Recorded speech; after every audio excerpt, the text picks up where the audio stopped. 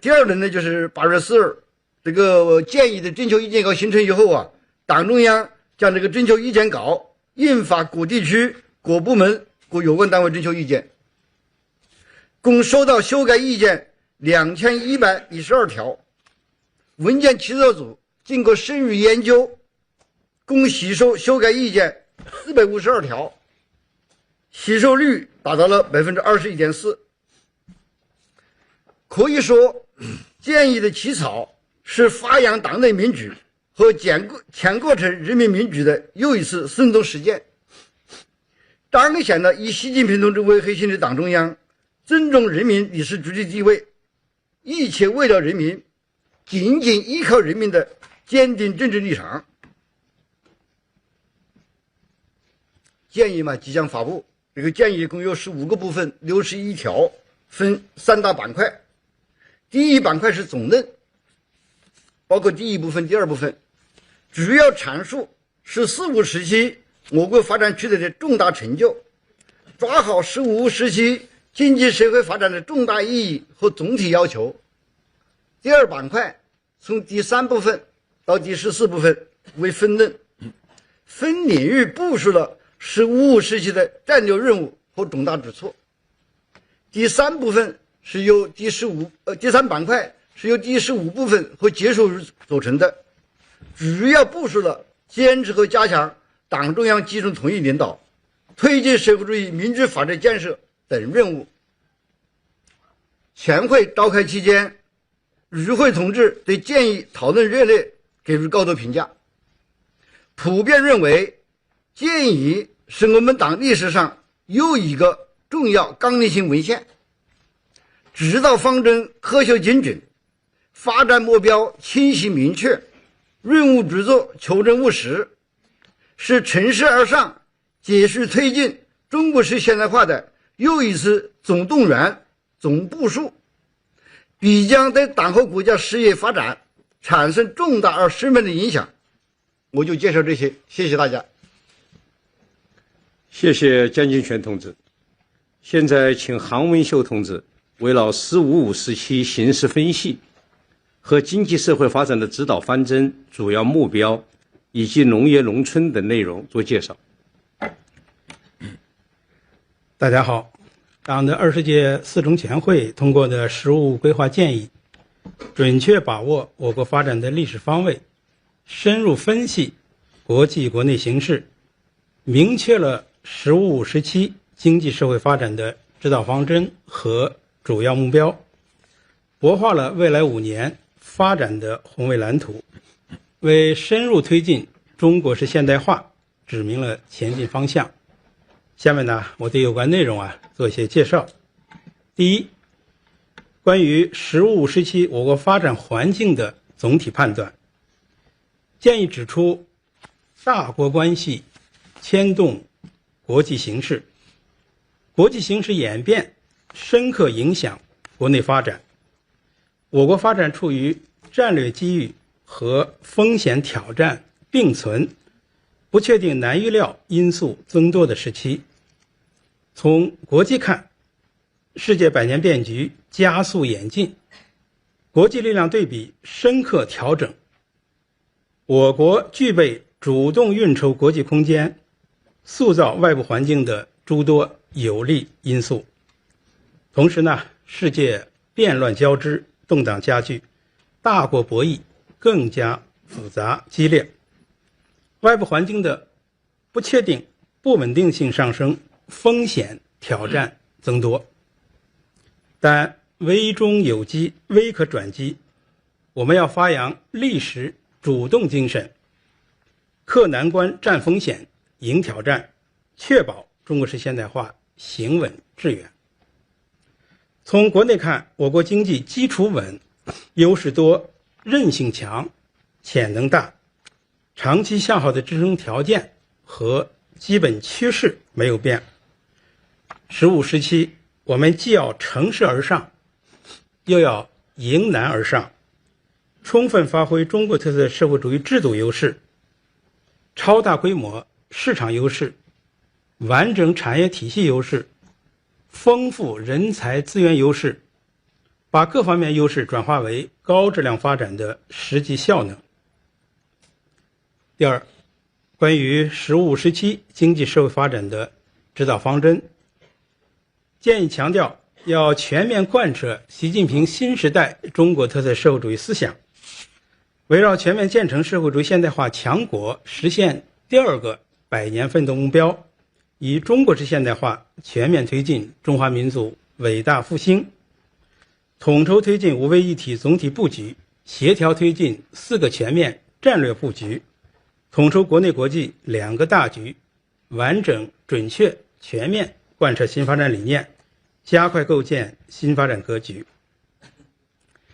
建议提出了5个以、2个推动、1个确保的要求，就是要坚持以经济建设为中心，以推动高质量发展为主题，以改革创新为根本动力，以满足人民日益增长的美好生活需要为根本目的，以全面从严治党为根本保障，推动经济实现质的有效提升和量的合理增长，推动人类全面发展、全体人民共同富裕迈出坚实步伐，确保基本实现社会主义现代化取得决定性进展。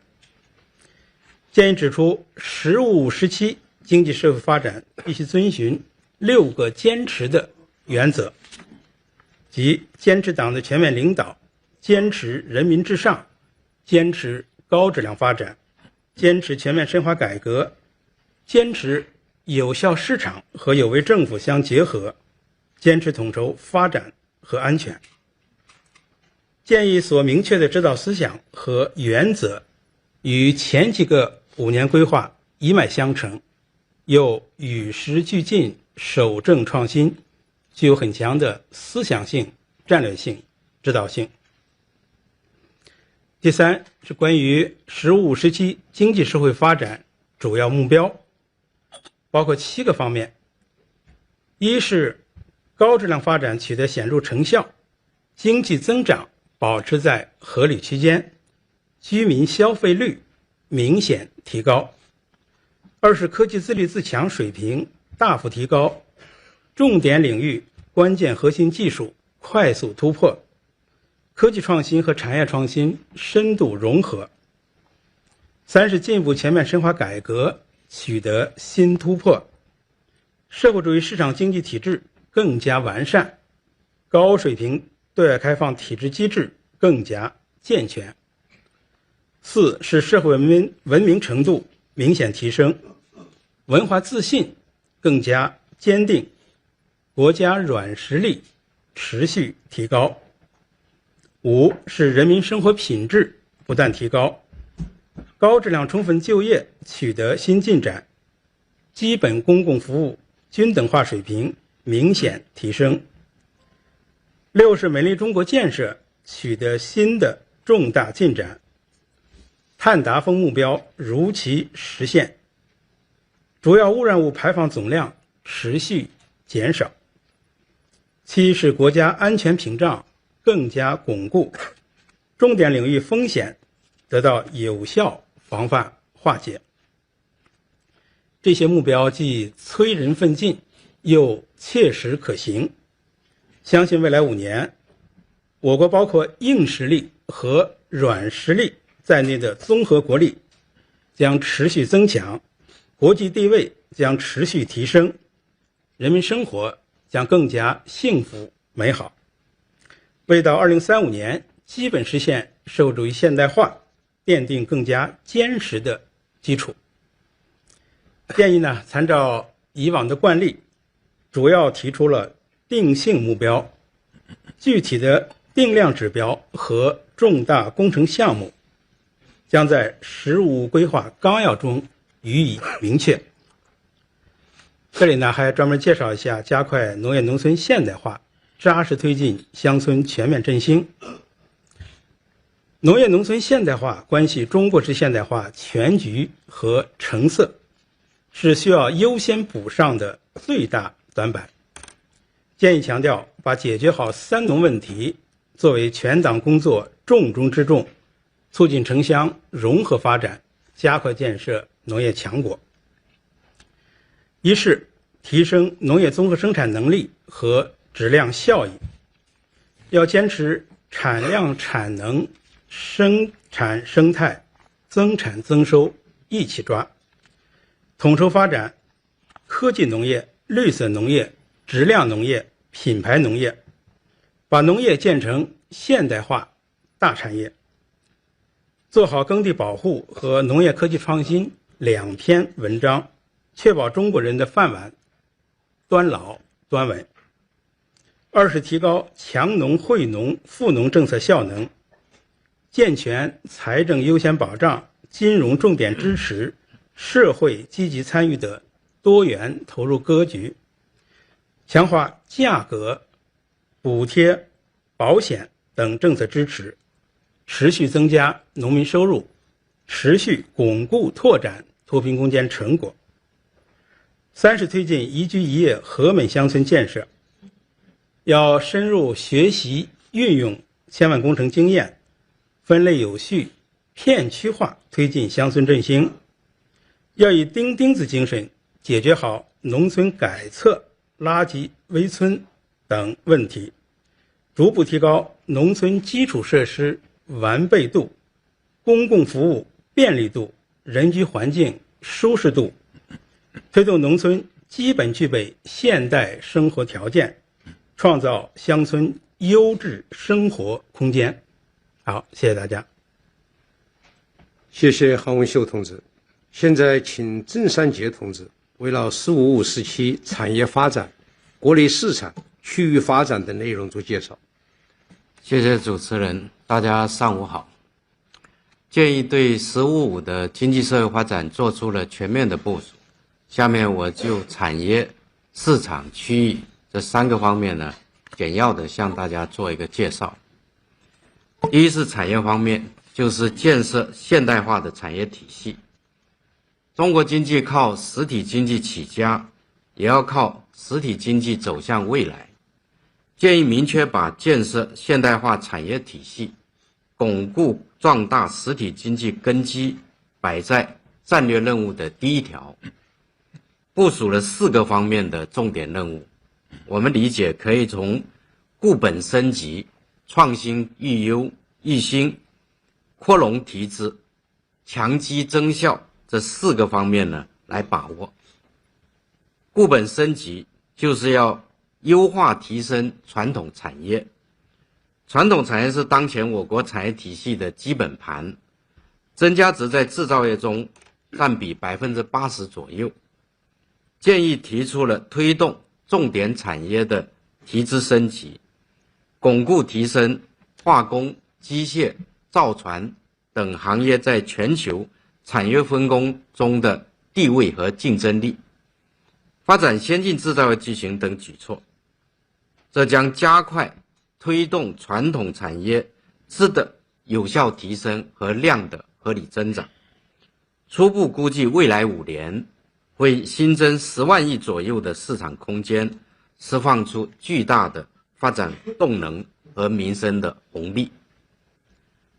创新育新就是要培育壮大新兴产业和未来产业。2024年我国的3新经济增加值占 GDP 的比重已经超过了 18%。 建议提出打造新兴支柱产业，加快新能源、新材料、航空航天、低空经济等战略性的新兴产业的集群发展，这将催生出数个万亿级甚至更大 or even larger scale markets. The recommendation also proposed making forward-looking plans for future industries and foster new growth, economic growth points like quantum technology, biomanufacturing, hydrogen energy and nuclear fusion energy, brain-computer interface, embodied intelligence, 6th-generation mobile communication and others. These industries are ready to take off. It means that in the next 10 years, we will build another or even several more high-tech industries in China. and this will inject continuous impetus to our efforts to achieve Chinese modernization. Quality improvement means to promote high-quality, efficient development of the services sector. There is huge space for this to happen in the services sector.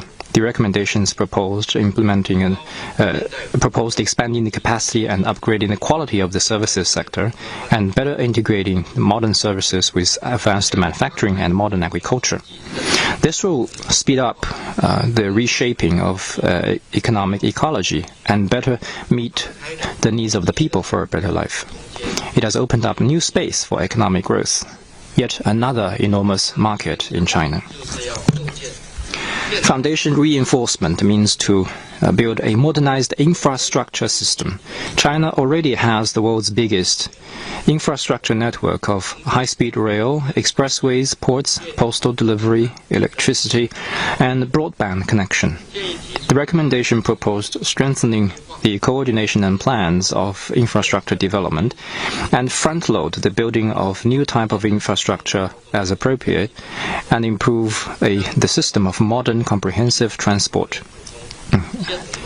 We will also better leverage the development of Belt and Road Initiative to ensure that infrastructure will play a strong supporting role for our development. Second, we will build a robust domestic market. The economies of major countries are all driven by domestic demand, and the market is the most scarce resource in today's world. A strong domestic demand is a strategic underpinning for Chinese modernization. The recommendation proposed expanding the domestic market as our strategic base. In order to achieve that, we will focus on three key areas. First, expand the increased market. We will focus on both boosting domestic demand and consumption, and invest both in human capital and physical asset. We will seek upgrade in the consumption of goods and services, and increase the participation of private sector in the major project development. Second, improving the efficiency. The expansion of consumption will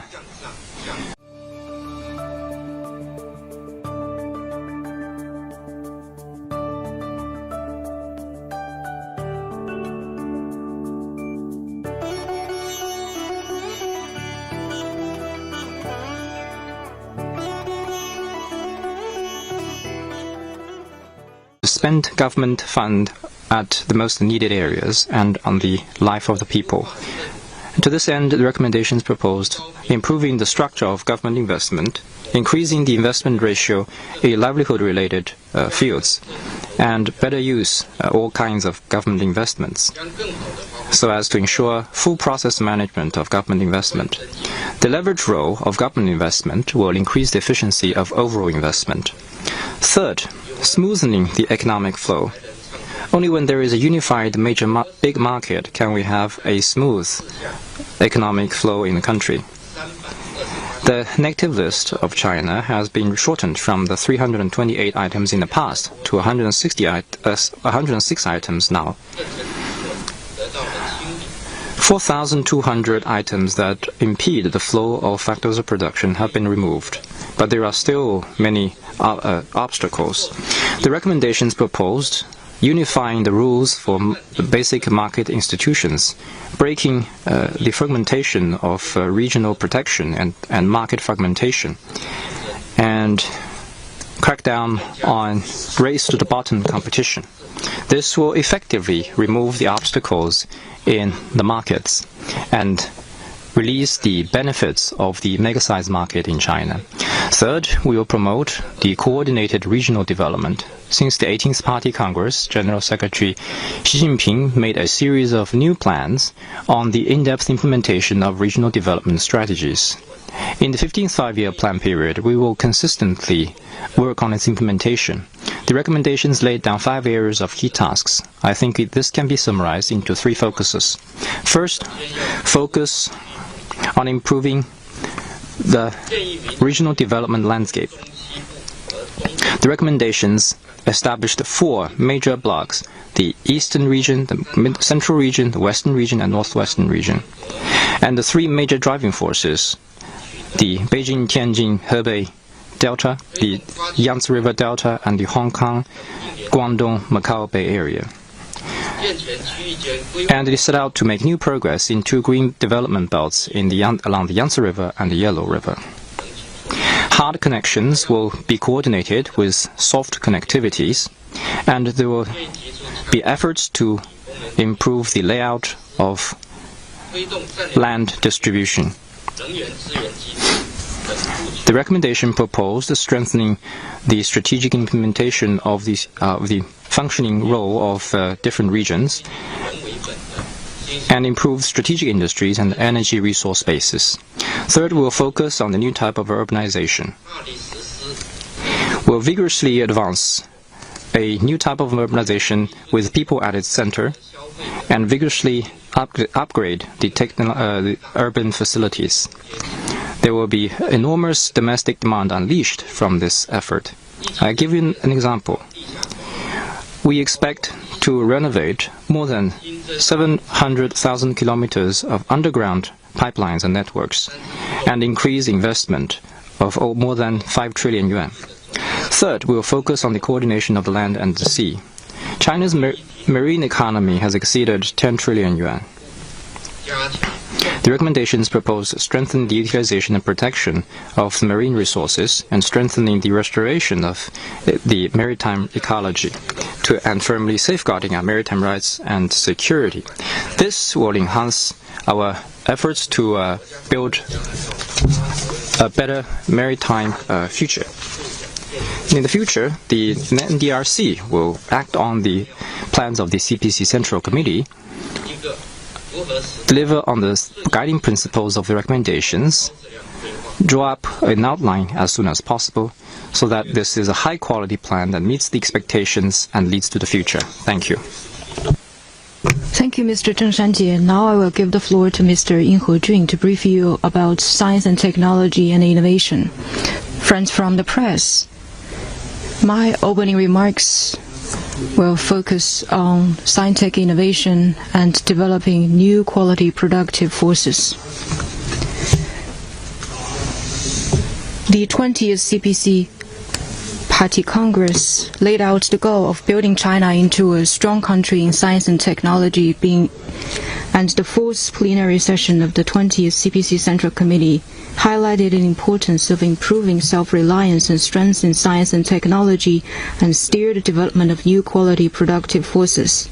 This is a major strategic decision made by the CPC Central Committee with Comrade Xi Jinping at its core, on the basis of in-depth understanding of prevailing development trends at home and abroad, and a keen grasp of the rules of economic and social development. During the 14th five-year plan period, China's scientific capabilities have been brought to a new level. Fruitful outcomes of scientific innovation has been achieved, and steady progress made in the new quality productive forces development, laying a solid foundation for economic and social development in the 15th five-year plan period. In 2024, across society, R&D investment exceeded 3.6 trillion RMB yuan, up by 48% compared with 2020. In terms of the numbers of papers published in high-level international journals and international patent applications, China has ranked first in the world for 5 years running. China's composite innovation capacity ranking was elevated from the 14th in 2020 to the 10th in 2024. Technological and industrial innovation have been integrated deeply. The value added of large high-tech manufacturing increased by 42% compared with the end of the 13th five-year plan period in AI, new energy, biotechnology, and other frontier areas. New growth drivers are in the making. Scientific innovation has made the skies bluer and water clearer, provided better health guarantee, and brought greater sense of happiness and gain for the people.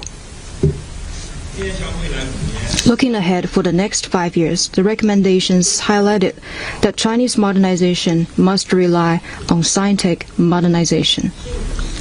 During the 15th five-year plan period, we will seize the historic opportunities of the new round of technological revolution and industrial transformation to boost China's strengths in education, science and technology, and human resources in a well-coordinated manner, improve the overall performance of China's innovation system, raise our innovation capacity across the board, promote greater self-reliance and strengths in science and technology, and steer the development of new quality productive forces. The recommendations laid out plans from 4 aspects. First, promote advances in the regional innovation and breakthroughs in core technologies in key fields. We will improve the new system for mobilizing resources nationwide. Adopt a whole-of-chain approach so that in integrated circuits, industrial machine tools, high-end instruments, and other key fields, decisive breakthroughs will be made. We will prioritize national strategic needs and deploy and implement a number of major national scientific tasks. We will strengthen the strategic, forward-looking, and systemic planning of basic research and scale up long-term, stable support. We will prioritize original innovation in researches and technological development and produce more landmark, innovative outcomes. Second, promote greater synergy of technological and industrial innovation. We will develop national strategic scientific capabilities in a coordinated manner and enhance systemic capacity for technological breakthroughs.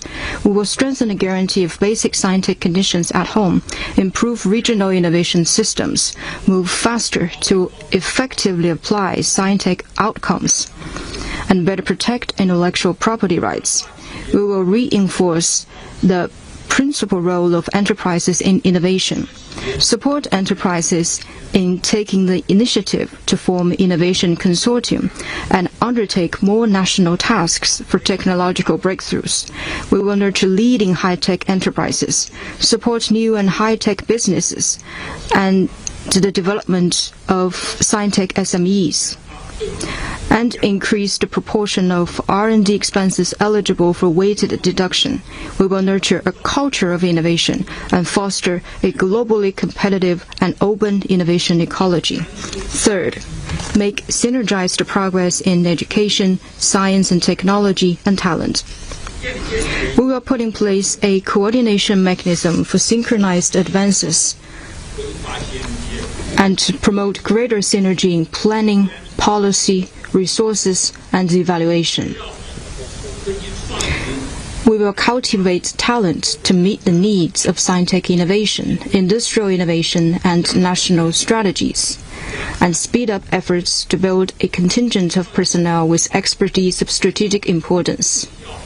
We will highlight innovation capacity, quality, results, and contribution in evaluation, and deepen the reform of project review, institute assessment, talent evaluation, and income distribution. Fourth, advance the Digital China initiative. We will develop an integrated digital market that is open, shared by all, and safe, and deepen the integration of real economy and digital economy. We will accelerate digital innovation in such fields as AI, ensure effective supply of computing resources, algorithm, and data.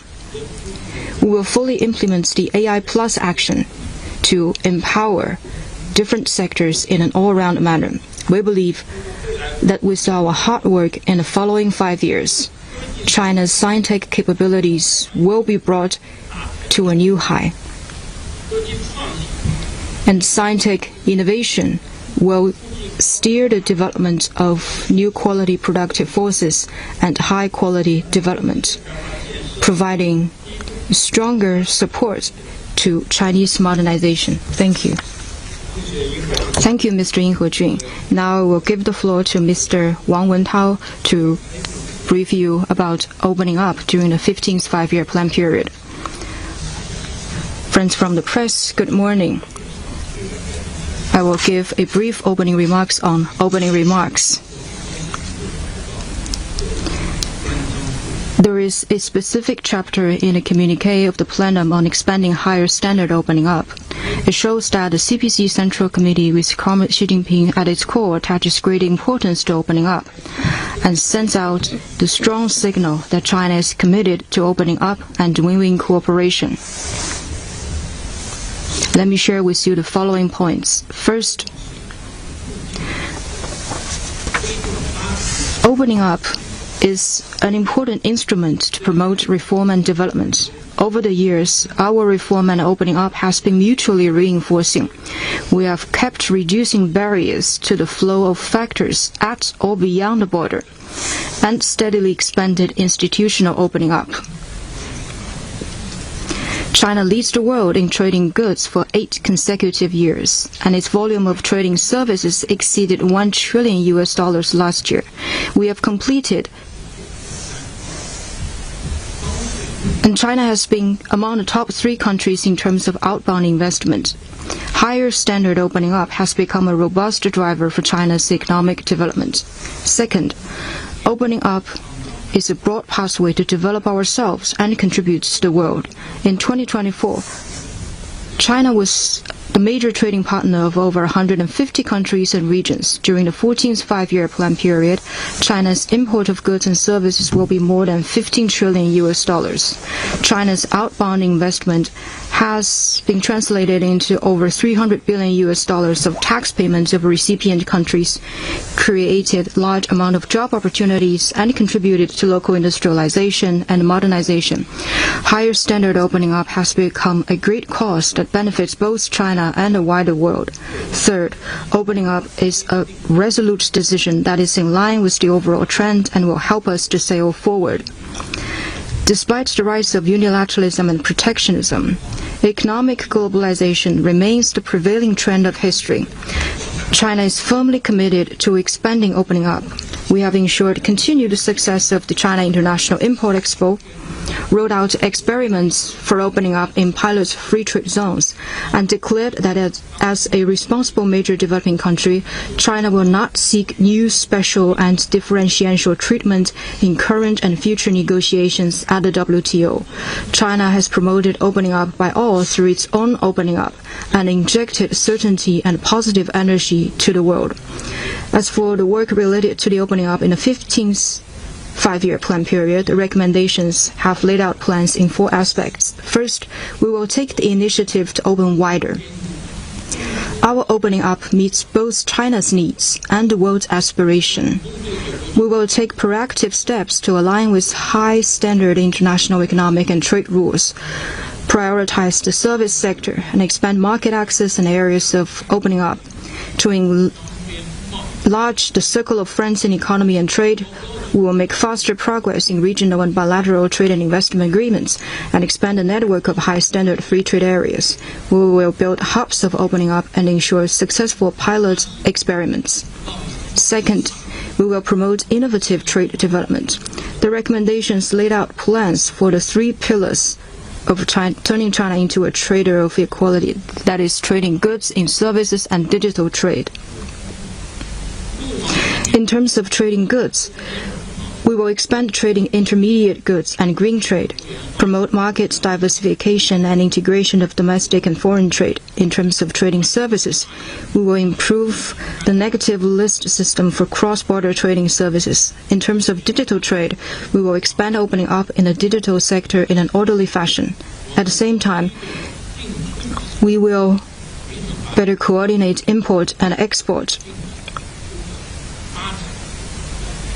to strike a balance between them. We will further increase import to meet the needs of industrial transformation and upgrading and people's aspiration for a better life. Third, we will broaden the space for two-way investment cooperation.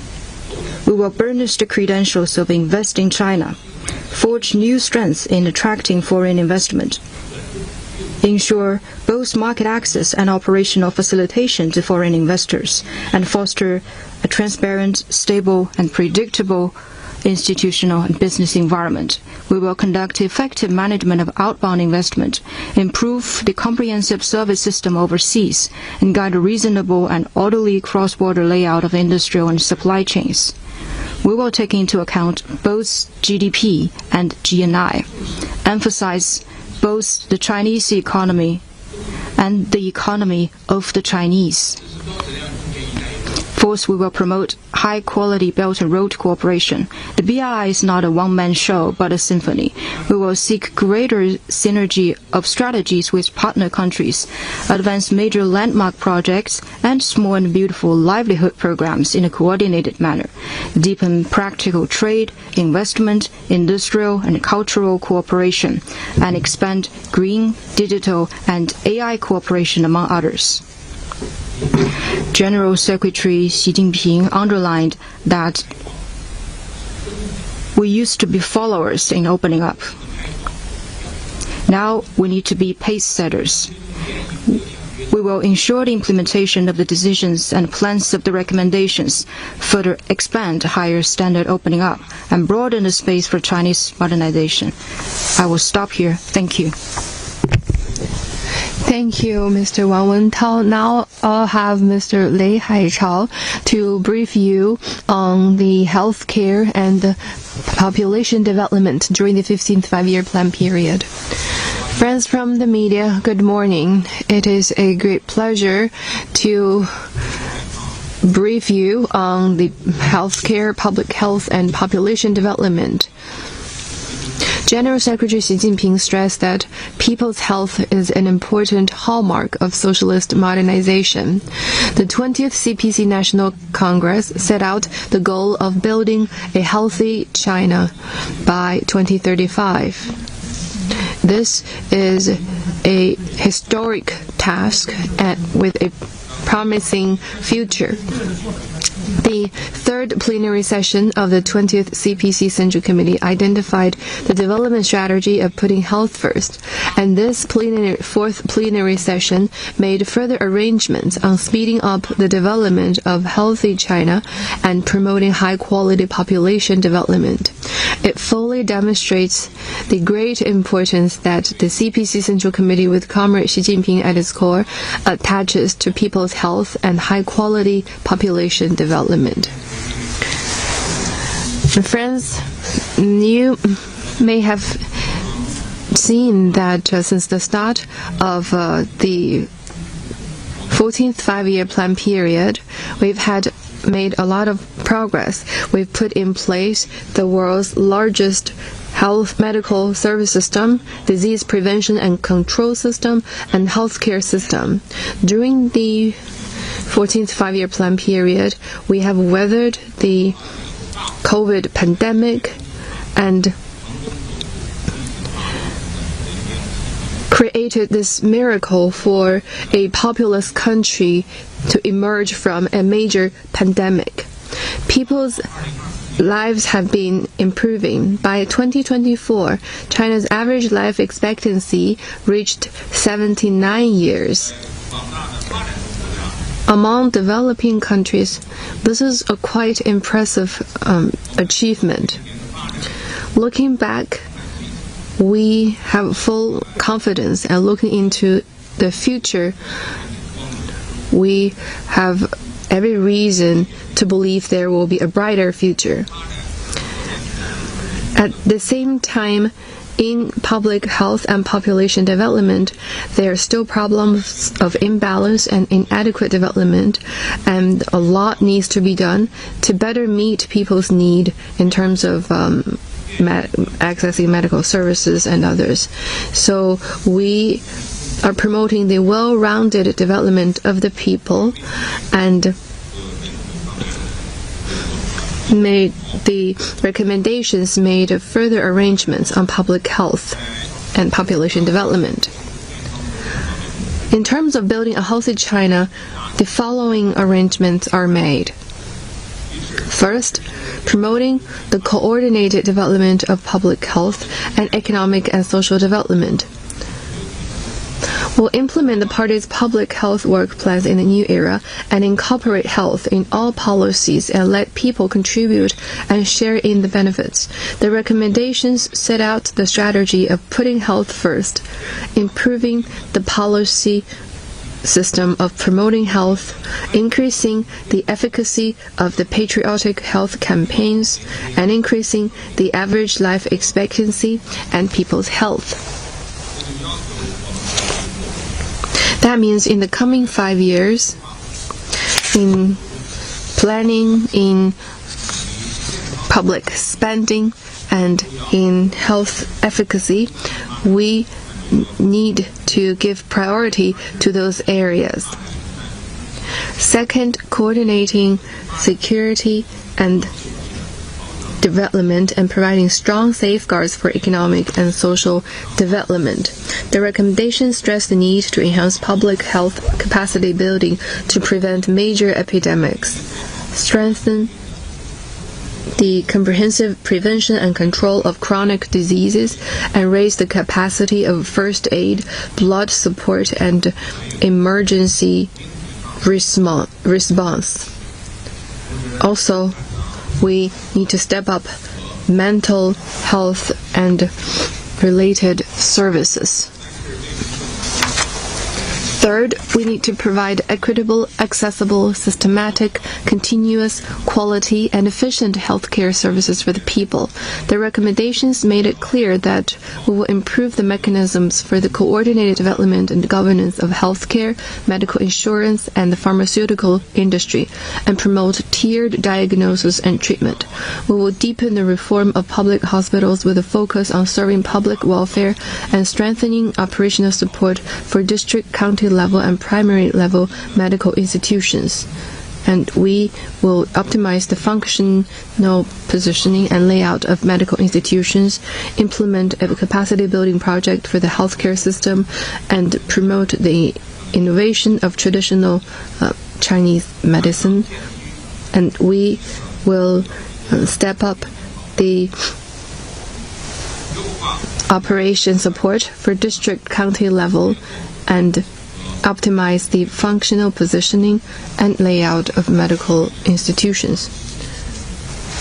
We will have a capacity building project for the healthcare system and promote the inheritance and innovation of traditional Chinese medicine and support the development of innovative drugs and medical services.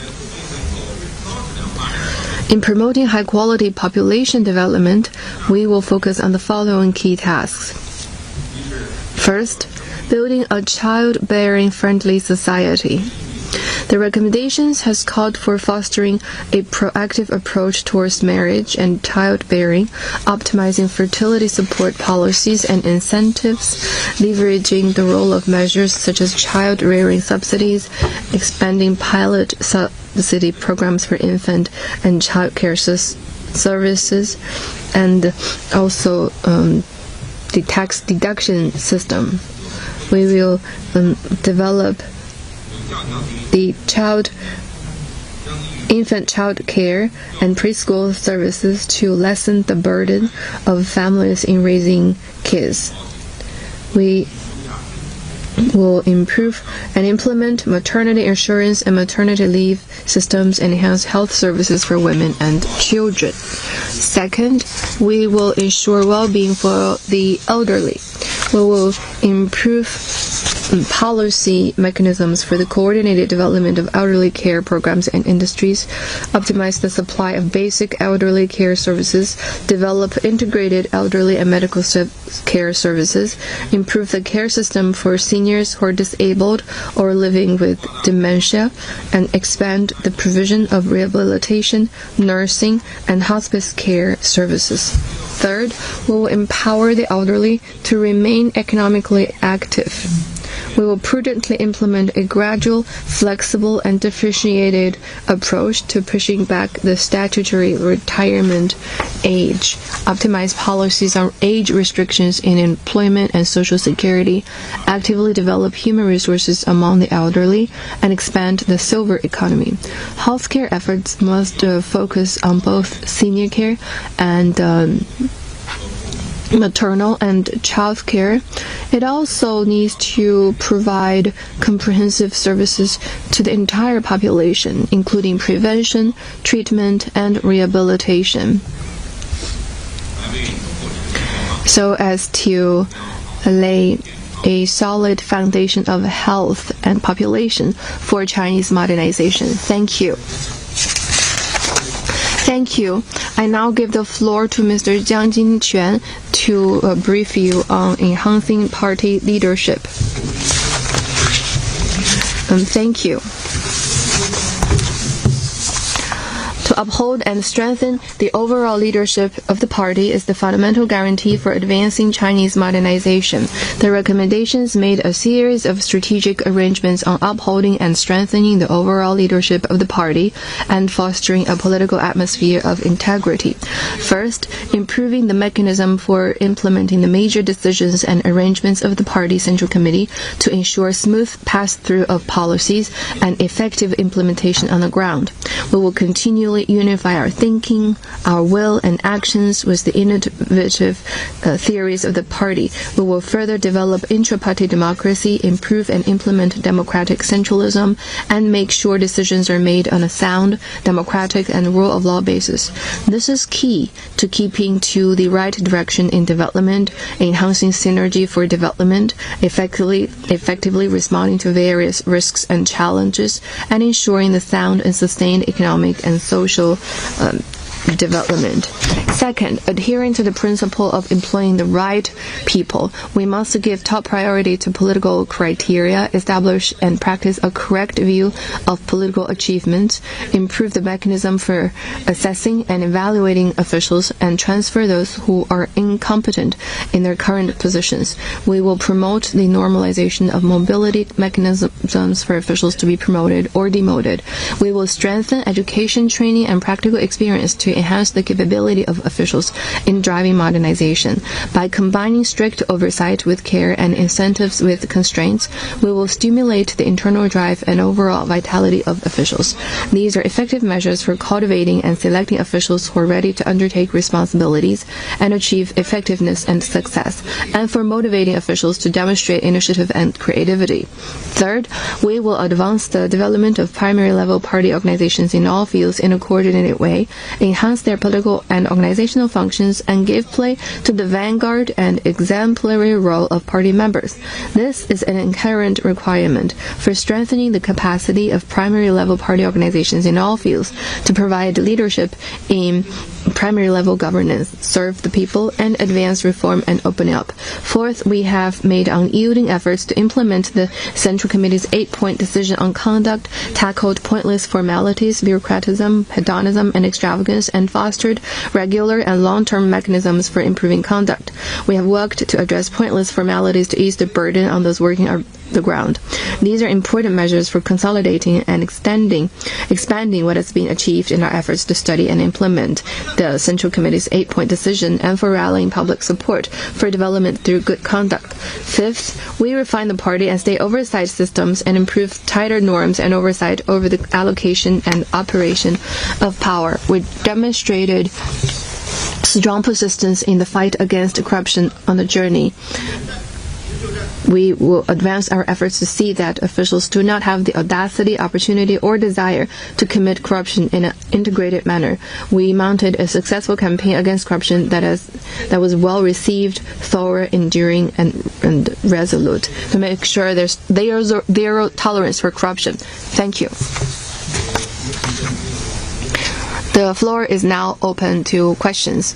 Please identify your media affiliation before asking a question.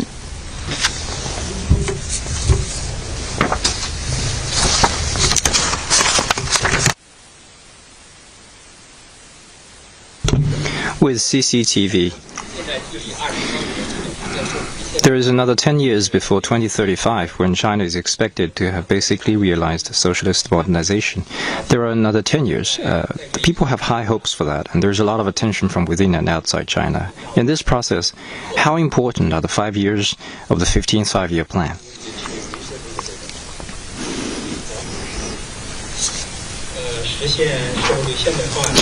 Realizing socialist modernization is a historic process of gradual and ongoing development.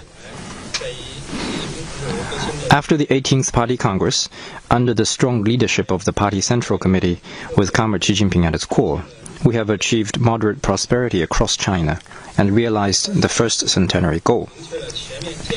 The 20th Party Congress laid down a two-step strategy to realize the second centenary goal of building China into a great modern socialist country in all respects. And the first step is to basically realize socialist modernization by 2035, which requires unrelenting efforts across 3 five-year plan periods, from the 14th to the 16th. The 15th is a crucial period as we work to reinforce the foundations and push ahead on all fronts toward basically achieving socialist modernization. It will serve as a key link between the past and the future. There's only 10 years from now to 2035. We can only have greater initiative if we do a good job in the first 5 years.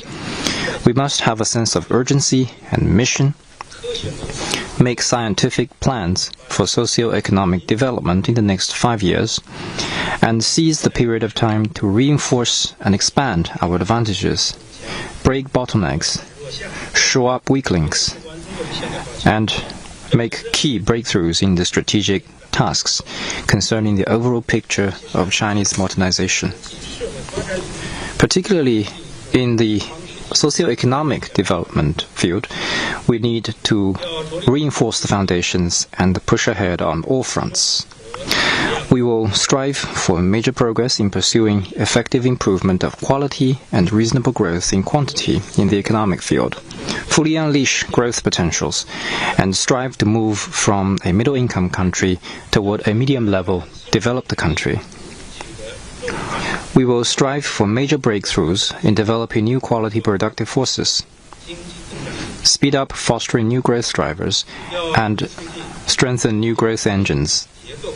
We will work to fully upgrade both the supply and demand side structures, improve the people's living standard while promoting consumer spending, and coordinate investment in physical assets and human capital, and shape a growth model that is driven more by domestic demand, consumption, and other internal forces.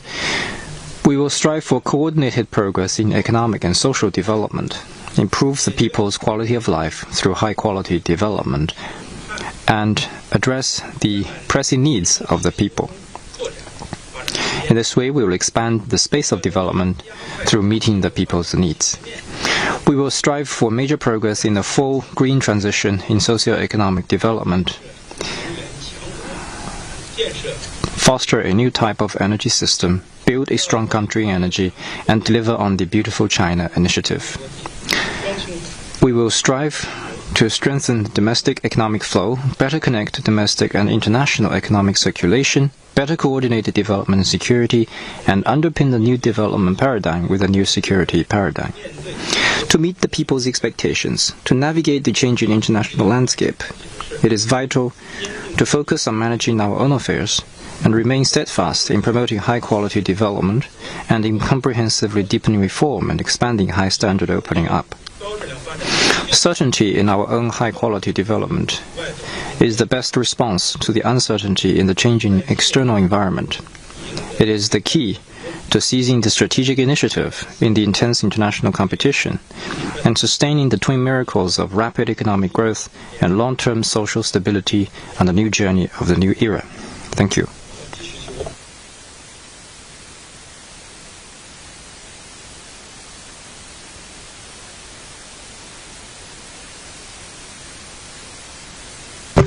Hong Kong Taikong Wenwei. This year is the last year for implementing the 14th five-year plan. Now, how about the implementation of the tasks and objectives in the plan? Can you give us more information? I'll have Mr. Jia Jinquan to take this question. Thank you. The 14th five-year plan period is the first 5 years of the new journey to build a modern socialist country in all respects, which has marked a momentous and extraordinary period in our country's development. The CPC Central Committee, with Comrade Xi Jinping at its core, has united and the entire party and the Chinese people of all ethnic groups and led them in meeting challenges head-on and forging ahead with determination. This has allowed us to withstand the severe shocks from a once-in-a-century COVID-19 pandemic, respond effectively to many major risks and challenges, and secured significant achievements in the cause of the party and the country. The recommendations reviewed the achievements from 11 areas, and let me give you a brief account. First, the economy made progress while maintaining stability, and solid steps have been taken in pursuing high-quality development. This has been covered by the previous colleagues.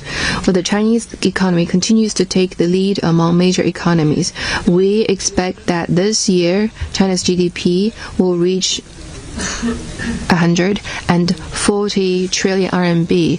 So years ago we crossed the 100, 110, 120, 130 trillion marks, and our per capita will exceed the world average. China remains a key engine driving world economic growth, and I would say that China's economy is thriving with unparalleled momentum.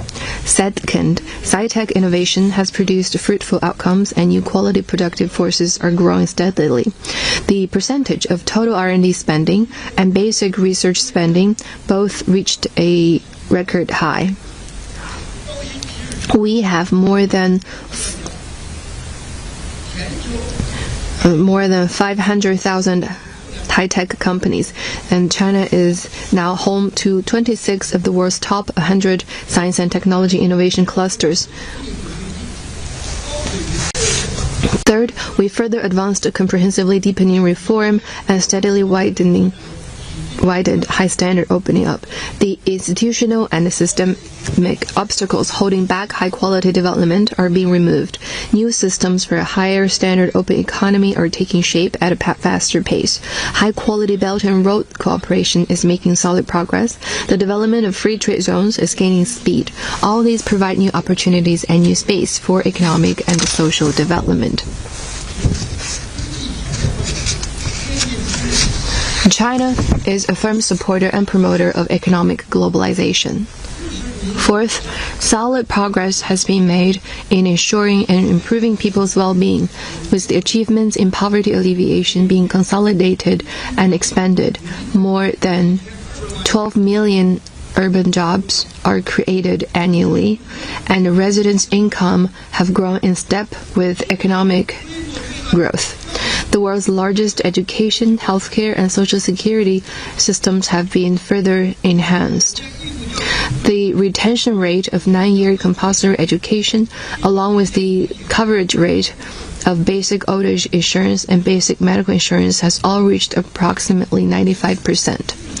Fifth, the transition to green and low-carbon economy has accelerated, leading to continuous improvement in ecological and environmental quality. China has established the world's largest carbon emission trading market and clean power supply system. Water consumption per 10,000 yuan of GDP dropped to 50 cubic meters, and the forest coverage rate across the country has increased to over 25%. The country has contributed 1/4 of the world's new green coverage. The proportion of days with good air quality remains stable at around 87%, reinforcing the green foundation of our development. Now China is emerging as a global leader in green development. Sixth, National security capabilities have been effectively enhanced, and the efficacy of social governance has increased. Grain output has remained stable at over 650 million metric tons, while ensuring stable energy supply and mitigating related risks have been strengthened. The resilience and security of industrial and supply chains have improved steadily, and critical progress has been made in the battle to prevent and diffuse financial risks. China has become one of the countries with the lowest crime rate and the highest sense of public security in the world. The vision of a safe China has become a reality. Furthermore, whole process people's democracy was advanced, and the law-based governance of China was implemented effectively. Cultural endeavors in the cultural industry flourished, offering a diverse range of intellectual and cultural products. Major strides were made in national defense and military development. The practice of one country, two systems was deepened. Diplomacy with distinctive Chinese features was fully expanded. The party's self-governance was enforced fully and rigorously with notable success, as the fight against corruption intensified and the party's creativity, cohesion, and leadership capability were significantly enhanced. The major achievements have laid a solid foundation for development during the 15th five-year plan period. These achievements are possible because we have the CPC Central Committee with Comrade Xi Jinping at its core, taking the helm and steering the course, and the sound guidance of Xi Jinping thought on socialism with Chinese characteristics for the new era. During the 15th five-year plan period, as long as we acquire a deep understanding of the decisive significance of establishing Comrade Xi Jinping's core position on the Party Central Committee and in the party as a whole, rally more closely around Party Central Committee with Comrade Xi Jinping at its core, keep to the right direction, follow sound principles, promote the pioneer spirit to confront challenges, and seize the historic initiative, we will be able to continue open up new prospects for Chinese modernization. Thank you.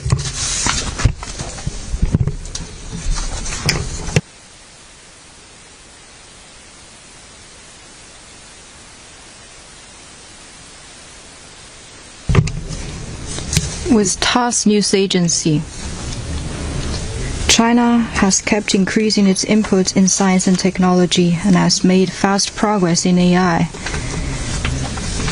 What are China's targets in developing AI, and how do you ensure the effective use of R&D investment? Mr. Ying Hejun will take this question. Well, thank you for your question.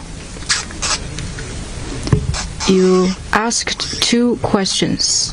One is about scientific investment, and the other is about AI. On scientific investment, prioritizing and increasing scientific input is a common understanding of all countries, developed ones in particular. The Chinese government also attaches great importance to it. Since the 18th Party Congress, China has made fast progress in the total volume and intensity of scientific input. We have adopted a four-pronged approach, leveraged the system of mobilizing resources nationwide to make scientific investment more effective. First, we have strengthened resources coordination to meet the needs of national strategies. In key sectors and areas, we have implemented a number of major scientific projects and pushed for breakthroughs in core technologies in key fields. We have increased input in basic research and encouraged original innovation to provide support to high-quality development. Second, we have diversified input and increased the supply of scientific resources. We have further raised fiscal input, encouraged enterprises to increase R&D investment, developed scientific financing, and encouraged private investment in innovation. Third, we have enhanced supervision management and performance evaluation to ensure the effective use of resources. We have strengthened the supervision of scientific funding, optimized the categorized evaluation system and promoted the sharing of scientific resources so that their effects can be maximized. On AI, the Chinese government attaches great importance to the development of AI and has made sustained efforts to create a conducive innovation ecology for faster development of AI. First, new breakthroughs have been made in AI innovation. We have strengthened strategic research and technological development of AI. In large-scale AI models and humanoid robots, we have yielded outcomes of international influence. Second, the industrial scale and quality of AI has grown rapidly. By the end of 2024, the number of AI enterprises has been over 4,500. As the industry expands, an industrial ecology of coordinated innovation is being formed at a faster pace. Third, AI has greatly empowered economic and social development. AI Plus has been deeply integrated in manufacturing, finance, healthcare, and other important sectors, becoming new growth engines. Moving forward, we will earnestly implement the decisions and plans of the recommendations and step up efforts on the top-level design and systematic planning of AI in the 15th five-year plan period. First, we will strengthen basic research and push for breakthroughs in core technologies in key fields, focus on new algorithms and chips with high-end computing resources to consolidate the foundation of AI development. Second, we will implement the AI Plus action, promote the integration of AI with technological innovation, industrial development, consumption upgrading, and people's welfare. Third, we will strengthen AI governance, improve relevant laws, regulations, policies, institutes, application rules, and ethics, and optimize the governance mechanisms. Fourth, we will promote international exchanges and cooperation and make AI an international public good that benefits all. We will work together to build a global AI governance system to meet global challenges together. Thank you.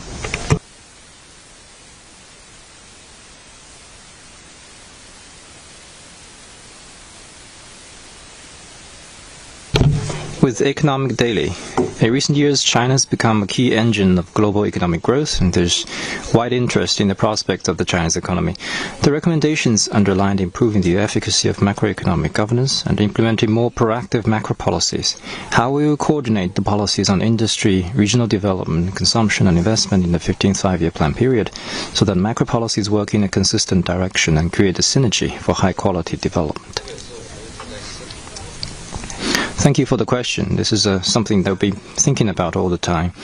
During the 15th five-year plan period, we will earnestly implement the recommendations on macroeconomic governance and perform our duty as a Department of Macro Management and Economic Policy Coordination. We will focus on three priority areas: strengthen overall coordination and balance, and ensure that the macro policies work in the same direction and form synergy. First, expand policy space. During the 14th five-year plan period, China's GDP broke the threshold of 100 trillion yuan in 2020, and then climbed another few steps. And this year, like Mr. Jiang Jingquan said just now, China's GDP is expected to reach around 140 trillion yuan this year. There has been a constant increase of quality output and an accumulation of quality asset. General Secretary Xi Jinping vividly compared the Chinese economy to a big ocean. There is broad space for macroeconomic governance in China. During the 15th five-year plan period, we will make full use of the strength of the Chinese economy. expand the space of macro policies, and strengthen the synergy between the flow of people, goods, capital, and information. We will fully leverage existing resources, improve the quality of growth, and raise efficiency to address various risks and challenges more effectively. Second, apply new tools of governance. During the 14th five-year plan period, under the scientific guidance of Xi Jinping's thought on economy, government departments have worked closer together and strengthened coordination among fiscal, monetary, industrial, investment, employment, consumption, price, and regional policies, gaining rich experience.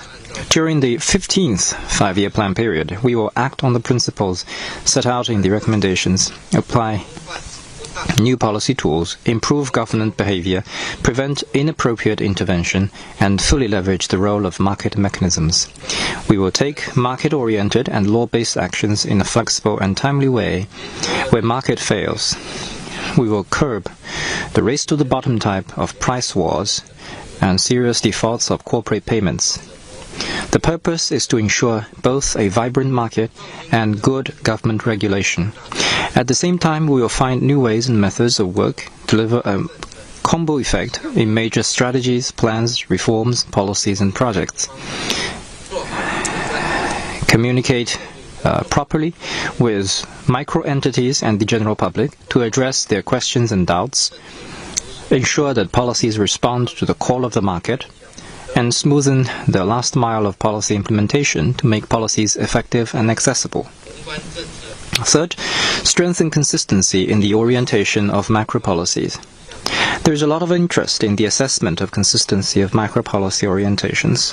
We will continue this work on the new policies during the 15th five-year plan period, strengthen the synergy between economic and non-economic policies, and enhance consistency between non-economic policies in the areas of different fields. Meanwhile, existing policies will also be included in the assessment. We will choose existing policies in some areas regularly to be assessed. Those that are inconsistent with the macro policy orientation will undergo timely adjustment, suspension, revocation, or termination in accordance with procedures, so as to improve the overall efficacy of macroeconomic governance. Thank you.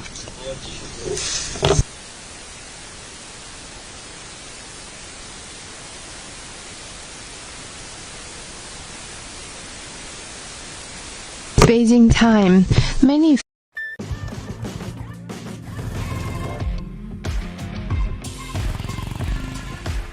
Honda CB350 Highness. Lead the world. in their own communities and cities.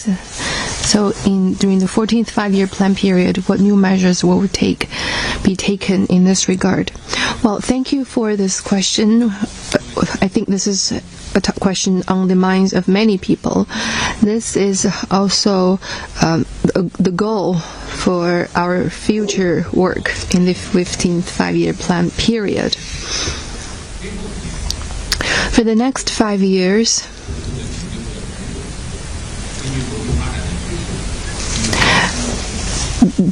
in keeping with the research and based on our comprehensive national strength, our goal is that to extend the average life expectancy from 79 to 80, to around 80.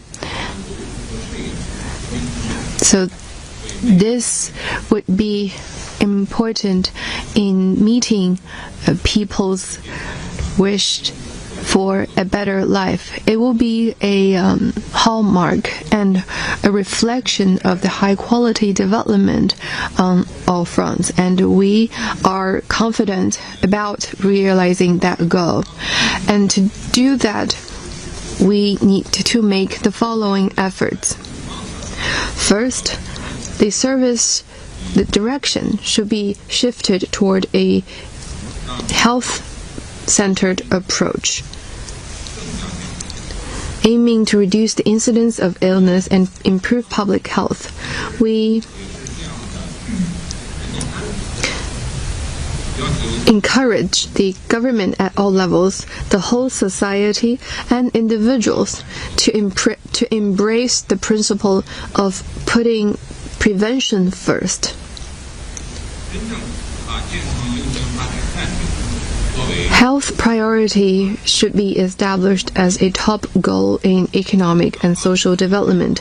We will enhance the department coordination and efficient service regulation guided by health promotion.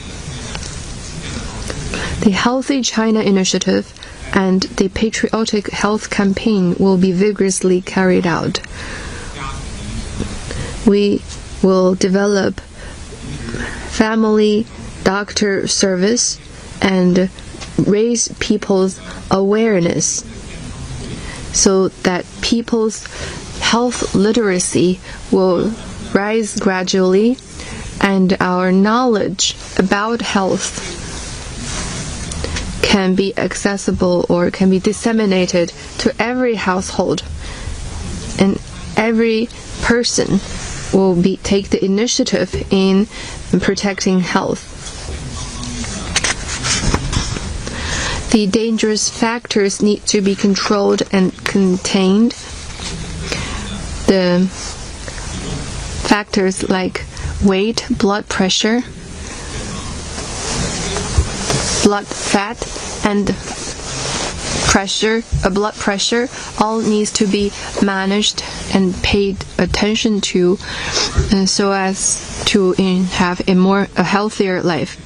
And second, the service model will emphasize a seamless continuum of care to reduce the incidence of severe illness and ensure timely recovery. We'll focus on chronic diseases such as cardiovascular and cerebrovascular diseases, cancer, chronic respiratory diseases, and diabetes. And we will improve the service system for early screening, diagnosis, treatment, and rehabilitation. We will strengthen the simultaneous prevention, treatment, and management of multiple diseases.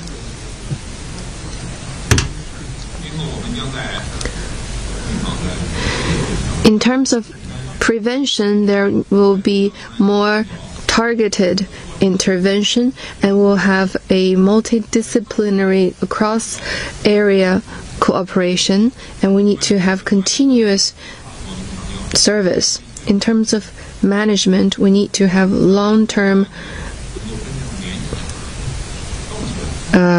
health checkups so that there will be an integrated system. To meet people's needs for easier access to medical service, we need to reconfigure within hospitals and between hospitals. We will have the re-diagnosis and referral mechanism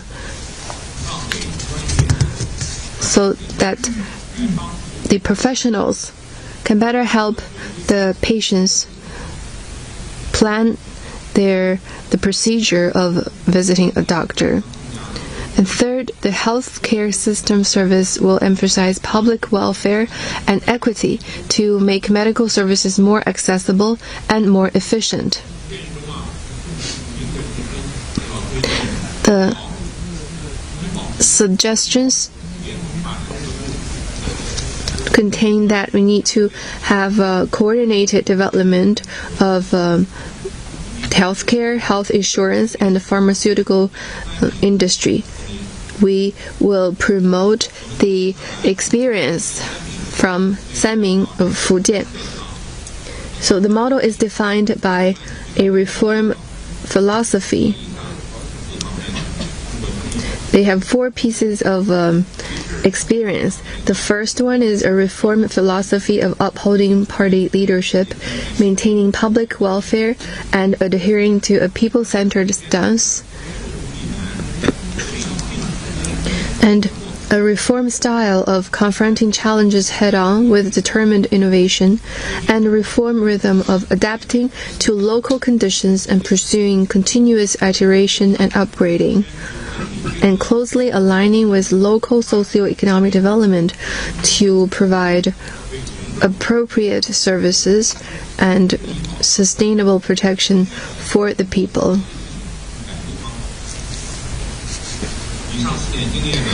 So these 4 pieces of experience would be very important and highly relevant for the different localities to draw upon. And for first, second tier and primary level medical institutions, we have also been improving the system. We have been studying the Tier 2 medical institution. The focus will be on directing personnel and services to the grassroots level, fostering supportive collaboration between institutions at all levels, and enhance the competence of conduct of healthcare teams. These efforts will drive more significant progress towards the goal of ensuring that major illnesses are treated within the province and minor ailments are addressed in primary care settings. So more progress will be made in the tiered medical institution structure.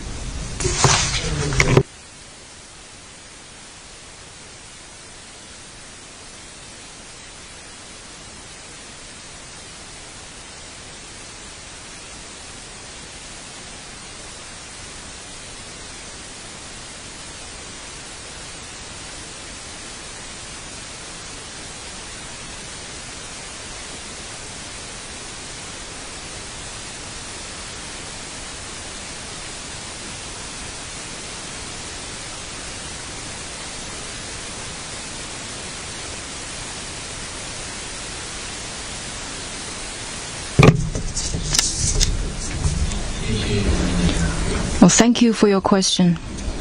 In March this year, when meeting with representatives of the international business community, General Secretary Xi Jinping fully recognized the important role of foreign investment and stressed China's firm commitment to expanding opening up.